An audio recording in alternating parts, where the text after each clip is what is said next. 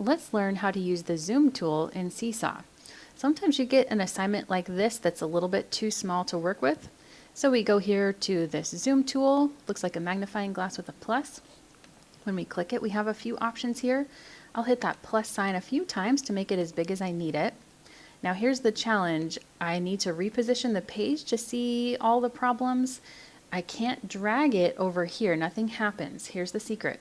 Go to the box with your zoom options, click and drag that white rectangle, and that will reposition the page however you want it.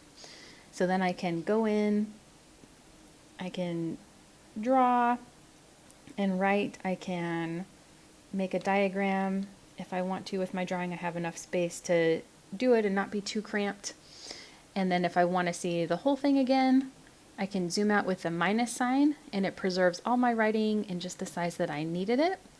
And that's how you can complete work even if it's really small on your screen.